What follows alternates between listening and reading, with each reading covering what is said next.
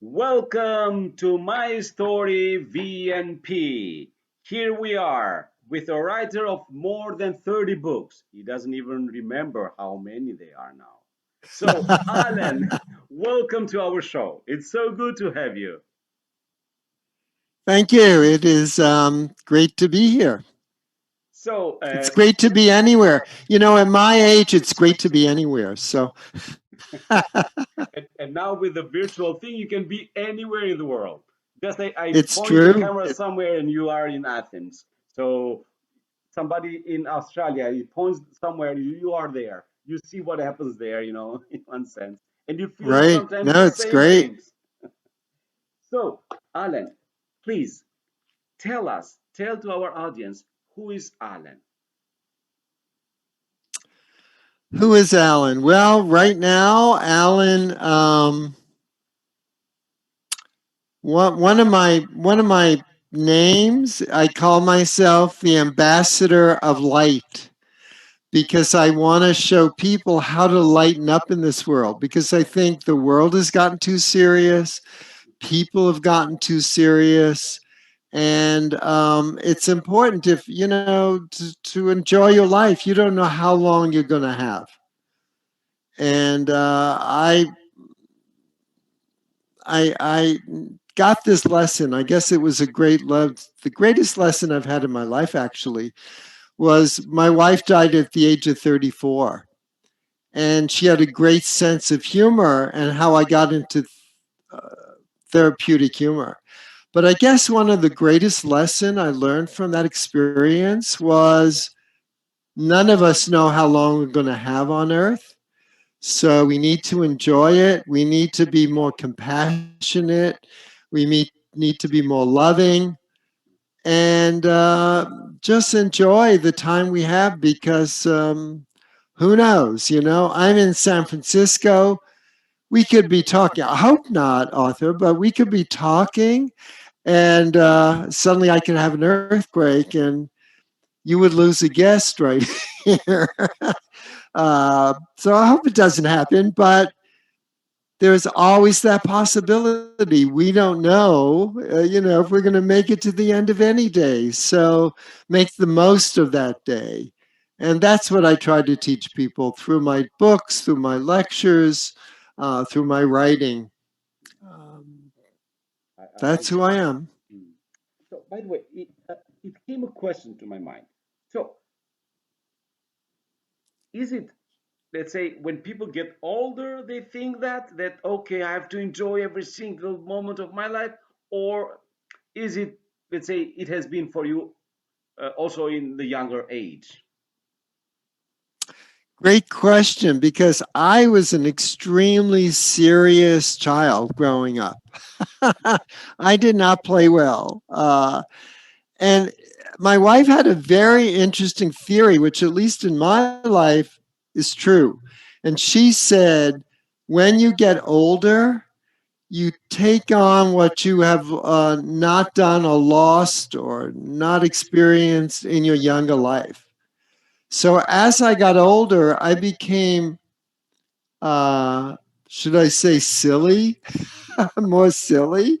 I became freer to laugh at myself, to tell people I'm a former expert in how to cure baldness, former expert. Um, but just that it's okay to make fun of myself, that it was, which I couldn't do at earlier age. The other thing that helped me lighten up, and this is career related, not age related, and I don't know if you'll know who this is, but Captain Kangaroo, a children's show. Do you have any idea who I'm talking about? Sorry, not me. It was okay. It was a children's show. It was on for over 25 years, and I was the scenic designer. I did the backgrounds. I did some of the props. So when I was doing that show for 10 years, I had to think like a child. I had to create stuff as if I was creating it as a child. And so I think that helped me from then on to have this childlike see the world through childlike eyes. Mm, So that combination with the lesson that life is short mm, really helped me to lighten up. So I want to be around people that are lighter. I want to be around people that are having a good time. Uh, I just help, and I think it helps our stress levels mm. and our well being. So I highly recommend people to lighten up. I've heard somebody who spoke about happiness, and he said that usually people who are married to a moody person, it doesn't matter how happy they are or whatever positive way, for them to get married to a moody person, it's very difficult for them to change the guy or the lady. And the thing is that he doesn't change him or her, but he becomes worse, for himself. He just goes down and down. He doesn't have anything, good impact, let's say, on him, To the other person, for sure, it doesn't work, but also for himself, it like goes down and down in his It brings the happy person right. down. Is that Yeah. what they're saying? Yeah, yeah, that Yeah, is. yeah. Can I My agree? dad, my dad was very negative, and my mom was very positive. Um, I don't know if that's the case with them. I'd have to think a little more about that. Um, but I do know that for years I was really angry, particularly as a teenager, revolting teenager, um, at my dad for being so negative. And as I got older, and as I became more and more positive, I was really grateful for this is weird, really grateful for my dad being so negative because I always did the The opposite of opposite. whatever he told me. And so I became super positive. And so I just stopped being really grateful that thank you, Dad, wherever you are. Um, and it was my mom that helped us laugh. I mean, she was a character. She was Hungarian, so she was full of kind of Hungarian fire Mm. and didn't. I think the way she survived, she didn't listen to my dad. Okay. That's She the just best way. you know she didn't listen and did whatever she wanted. So it's like an example. My dad never flew. They're on the East Coast. I'm on the West Coast. My dad would never get on a plane. My mom got on a plane and flew out here, but he would never do it. So um, that's he would park in the furthest parking lot so nobody would scratch his car. There'd be no other cars around him.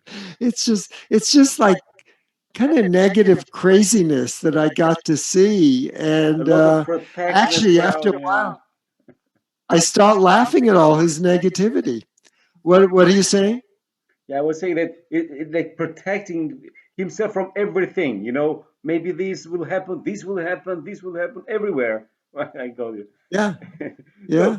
let's go back to you wrote the book, right? About how to change our life by laughing, and Right. you are okay, right? Yeah, okay, Healing all right, power of humor. okay. But I wanted And to say it's, you called yeah. yourself. So what is the name that you called yourself in your I call science? myself, I'm seeing if it's on the book. I think it is somewhere. Yeah, oh, well, you won't be able to see it. It's really, really small. Okay, yeah, A jollytologist. please tell us Um, what is that. and and I this is my kind of logo thing. But everyone I've given out in my keynote speeches and workshops, I've probably given out at least 50 to 60,000 red noses.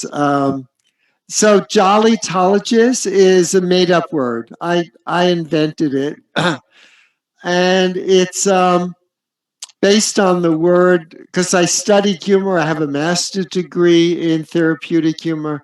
It's based on a Greek word, gelos, Gelos, and you pronounced it a little differently. Yeah, right? Gelio. Anyway, yeah, no problem. Gelios, Gelios. Gelios, Yeah, Gelios. Yeah. and it just means somebody who's studied. So I call myself a gelotologist. Um, and people didn't know what that was, so I changed it to jollytologist. You made it Um, softer a little bit, eh? From the science, you yeah, just brought it down to the people. right. Well, because I would say I'm a gelotologist, and they either would think it's about wiggly dessert or they wouldn't know what it was. So I had to change it. Uh, Interestingly enough, I belong to the National Speakers Association. And since I called myself a gelotologist, there became, I noticed some speakers became a jollytologist, a joyologist, a happyologist. It just went on and on and on. So it caught on actually for other people. So, and on your book, you write about healing, how humor helps in healing. Can you please tell something more about that? Yeah, well, it actually started before I wrote my book. Norman Cousins had a rare disease and cured himself by laughing a lot. And his book's called Anatomy of an Illness.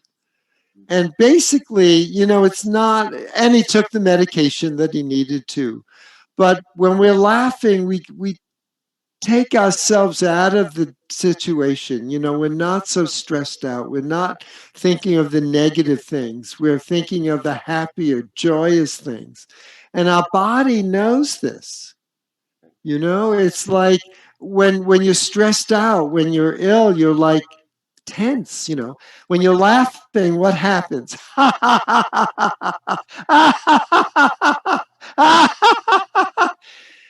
You're laughing, you're relaxing your body. In fact, sometimes what happens, you laugh so much, you relax your muscles, you pee in your pants.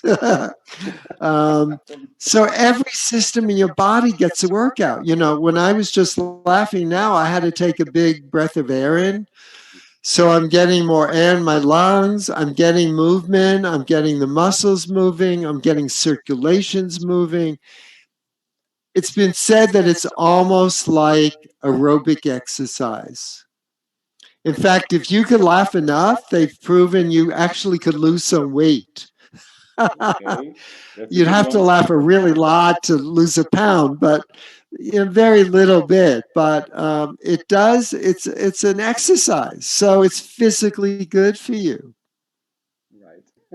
That's a good one. So we will advertise you as a dietologist as well. Right? Yeah, of course. Okay, okay, I So see. in the book, I actually the subtitle. It's a long subtitle, but it tells you what the book's about. It's techniques for getting through loss, setbacks, upsets, disappointments, difficulties, trials, tribulations, and all that not so funny stuff. So I have various techniques people can use, like always have a prop around. So if you're in an argument or you're stressed out or in a traffic jam, take out your nose, put it on, look in the mirror, look at the other person. I see you're chuckling. So it's like you can't stay Yeah, serious I with, see. and it doesn't, you don't have to remember a joke or tell a joke. It is so simple. So I have techniques like that in the book. I wrote it so long ago that I forget all that's in here, but wordplay is great. Not look for nonsense. I love nonsense. Be silly. Child's play. Uh, props like that. Have photos around of people that help you to laugh. Um, Things like that. That's a very good one. Okay, so I don't think you have written just for humor. You No, have written no. I also for have other stuff, right? couple of others we could talk about, like this one is embracing life after loss. Okay. A Gentle Guide for Growing Through Grief. And after my wife died, I was looking for books that would help me to heal my grief. And I found they were all very serious. They would tell me I'd lose my appetite, I could lose sleep, I might lose weight, I might feel depressed. And I thought, I don't need to hear that. Already, I'm I'm feeling that. already I'm going, feeling that, right? I'm yeah, living I'm already feeling it. I that. don't, in fact, I went to a therapist, and after the second session, he said, Alan, life is tough. And Okay. I got up and I walked out and I said, I know life is tough. I'm going through it right now. I don't need to pay you To X tell me amount of that. dollars to tell me life is tough. So I wanted a book that would help uplift people. And so I wrote this. It's has very short a saying and then a little paragraph that I wrote, and it goes through first of all losing to realize you've lost something. Um, Losing. It's in 5 stages. And again, I wrote it so long ago, I have to Yes, refresh sure. my memory. Losing, letting go is a stage because you can't get on with life until you start letting go. Um, the other, so it's losing, learning. I think losing someone is the greatest lesson we have in life, that life is precious, that life is short, and that we can uh, learn from a loss. We can be more loving, more compassionate, things like that. Letting go, I talked about living again, to start living again after your loss. Because I remember I worked with someone when I was a hospice volunteer. Her mother died, and she, for 2 years, she like didn't want to go out of the house. And I realized that two lives were lost, the mother's and the daughter, whose life was cut off for 2 years. And still, she started to get on with her life again. So we need to start living. And then, of course, we've talked about it, learning to laugh again when we feel like crying. So that's the like the 5 stages of going from loss to laughter, but it doesn't tell people how bad they'll feel. It has some wonderful, uplifting quotations about each of those things, and then my little take on how I experience that. And So yeah, it's one of my favorite little mm, books. it has been also a lot of your feelings and also the way that you, let's say, self healing in one sense, that you're all there, your experiences, right? Right. Oh yeah, yeah, yeah. Other people's experiences, my experiences. Mm, Yeah, because I think we could heal ourselves by feeling we're not alone. Often when someone loses someone, they feel I'm the only one going through this. right. And so hearing other people's experiencing what they're experiencing, how they got through it, helps people do that. There is an expression in Greek that they say, I'll say it in English, I'll try to fit it. It says that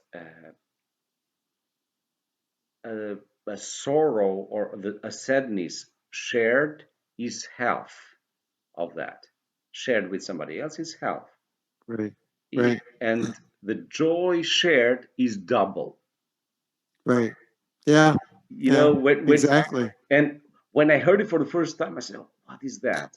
And immediately, when you go to the stadium, when you score a goal and there is nobody in the stadium, it's like, okay. When you have somebody else, you just and the stadium is so full, and the after the score, everybody's running around and doing all that stuff. It's like a double and more than that sometimes. Yeah. Yeah. Yeah. Yeah. And you jumped ahead to my, but I might as well bring it up now. The awe book, that when people experience awe, they Hmm. feel much, science is finding they feel much more connected to other people. Um, so similar to a baseball game, football game, it's connecting. You're experiencing the same thing and you're connecting to other people. Uh, I remember when I visited Hawaii, there's something called the green flash. And everyone, not everyone, a lot of people gather on the beach. And when the sun is just at the horizon, some days there's a green flash as it's setting. Not every day, some days. So people go and look for it. And For the green one. if it comes up, a green, it's green. I've seen it. I couldn't believe it. It's green. Um, and when it does happen, it's like an awe experience because you don't see this a lot. And people, they just start talking about it and this big, like, oh my God, like, like explanation, Yeah, explanation. exploring, the sound comes out of everyone. Um, and it's drawing people together. You've experienced a common thing. So awe is a great connector. I jumped ahead, but since you were in that place, So, by the way, how do you define awe in your book? okay, well, I have my own definition, but actually there are three. Okay. If you go to the dictionary, awe is defined as having wonder and Mhm. fear. Right. And I thought, fear, I first questioned that, but then I thought about like when I was a kid and in a thunder lightning storm, I'd be amazed. I'd look at the lightning and then the thunder, I would be scared stiff. I'd go under the blanket if I was in my bed. Mhm. Um, so there is fear. And then science defines it another way, and they defined it that like seeing something vast, bigger than ourselves, kind of alters our reality and our schema. We kind of see things differently, and we become really small, and we feel more connected to the universe. So that's kind of the scientific one. And then I try to bring everything down to common level, how I would understand things, because I'm not a scientist. So for me, awe is when people go, "Oh my God," or "How did that possibly happen?" or "Knock my socks off." When you say expressions like that experience flawed me, or knocked my socks off, or like those kind of expressions, I think then you've experienced something that awed you or showed you the wonder in the world. And of course, So the yeah, sorry. you choose which definition you want. Mm. And what Up to about, you. and of course, I have the picture of a person who is, his jaw is down, right? Exactly. Yeah. Like, Ah. you And know. frozen, nothing moved, like Yeah. for a few And seconds. sometimes, yeah, and so I write about this in the book. Lots of great stories, but sometimes it's really small. Like I got off a plane when I visited Paris. I went out of my hotel room to take a walk, and a friend was sitting at a cafe right around the corner from the hotel. Neither of us knew we were going to be in Paris. Mhm. And for me, that was like an oh moment. Like, what are you doing here? And it was again, oh my God, look who's here. And then there's much bigger, moments like visiting Niagara Falls or the Grand Canyon, or, that truly like takes your breath away. Another definition, it took my breath away. So there's big ones, little ones, but I think everybody has them almost on a weekly basis. Yes, correct. So, do you think there is any connection with awe and happiness, something like that? Do you think there is any connection between them? Well, I think, yeah, yes, I do, but it's kind of not maybe so evident right away. But if you're, and I think a lot of people now with the pandemic are not focusing. People are not focusing on the joyous stuff, the awe moments in their life, those little. oh my God things. They're focusing on the negative parts of the disease. And so I think if they can stop for a moment and focus on or try to find the awe, they will be happier. And let me cite a research that came out last September in a journal called Emotions. And it was about 60 people. And these were older people who were prone to anxiety and depression. And they divided the group in half, 30 and 30. And once a week, they told them to go take a 15-minute walk. One group, they just said, take the walk. And the other group, they instructed them to look for something that awed you, there's something that amazed you, some wonder on the walk. It could be in the city, it could be in nature. And they did 8 weeks. And at the end of the experiment, they interviewed the people and they found those that were instructed to find something that awed them every walk. They were more positive. Their negative emotions were diminished and they were less upset and they said they were happier. So, connection between awe and happiness, science just proved that in that experiment. So, yes, there is a connection. And of course, again, it's like taking your mind off of the negative stuff and focusing on the positive or the joyous stuff in your life. Okay, something something else that we can say about being in awe, let's say, state. Any Something else? connection? Yeah, something else that, for example, is any connection? I read something like in your book, something connection with the refrigerator, something like that, or see. Oh, the refrigerator story. Oh, I love this story because, I'll ask your listeners how many of you look at your refrigerator and think of awe? Probably no one, including myself. Yet I heard this story on the radio and I was just blown away by it. It was, they interviewed 3 prisoners and they asked each one, what are you going to do when you get out of prison? And one of them, typically said, "Oh, I can't wait to see my family, and we're going to go out and celebrate." And the other said, "Oh, I'm going to take a trip to some warm place because I've always been cold in prison," whatever it was. And the third one said, "I'm going to open the refrigerator." And I thought, this was like his wondrous thing that he's going to open the refrigerator. And I thought, this is a little strange.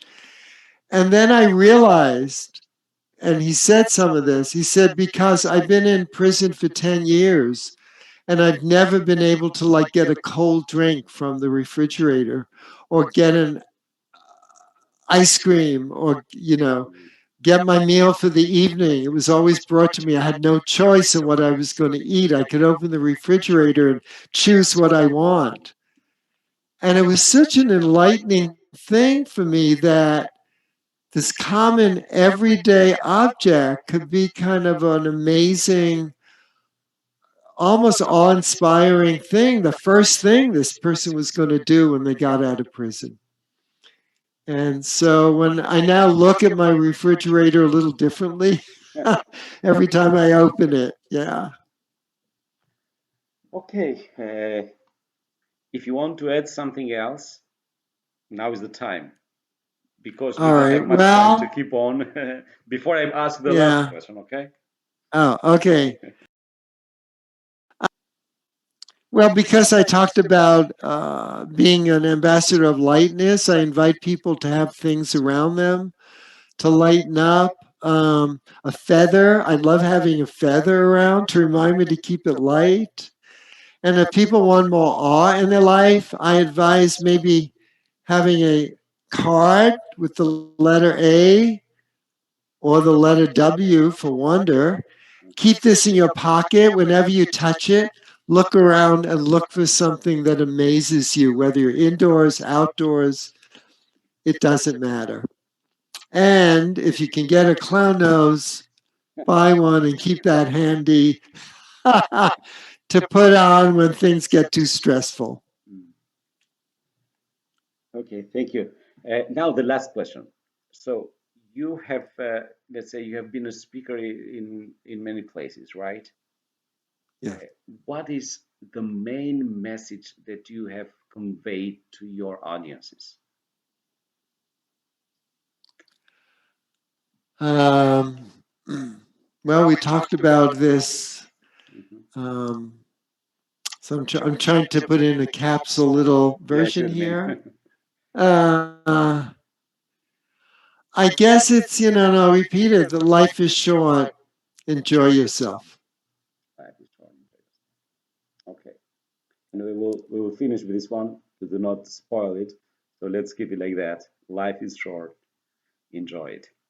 Thank you very much, Yes. Alan. It was a pleasure to Thank have you you. and an honor to have you in our show. And we hope to have you again to speak more Great. about your the rest of the stories that you have written, your experiences as well. Thank Thank you. you. Appreciate being on. Thank you. Thank you. Guys, don't forget, share the story. And if you haven't subscribed, please subscribe in our channel. We would love to have you as friends. Till the next time, goodbye.